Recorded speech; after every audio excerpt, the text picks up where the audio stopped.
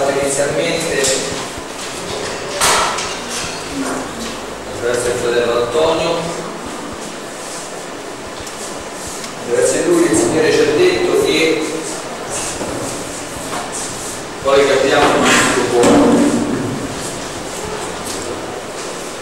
Vuole che abbiamo il nostro cuore non perché il nostro cuore debba rimanere aperto e basta, ma perché se noi apriamo il nostro cuore a Cristo potrà essere riempito da uno spirito nuovo, dice il Signore, che ci porterà a liberazione, salvezza, guarigione. Questo è importante è che ci sono persone che ancora non hanno fatto una scelta di Dio per Cristo e quindi hanno bisogno di raggiungere la salvezza. Persone che sono affrante da situazioni che ti sembrano più grosse di loro e hanno bisogno di essere liberati da questo tipo. Persone che hanno bisogno di guarigione.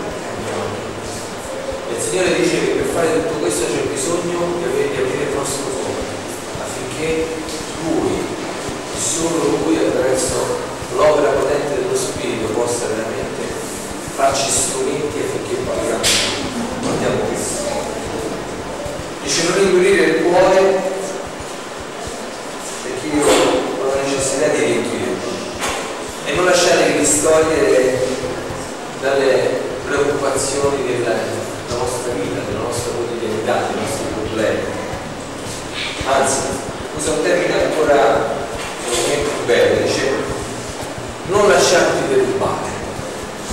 È vero, che noi quando non poniamo, lo diciamo stamattina all'inizio, il nostro sguardo su questo, quando viviamo l'opera come la viviamo, quando la viviamo in maniera molto superficiale, noi non facciamo altro che farci derubare delle benedizioni di Dio già pronte per ciascuno di noi, già pronte per chi lavora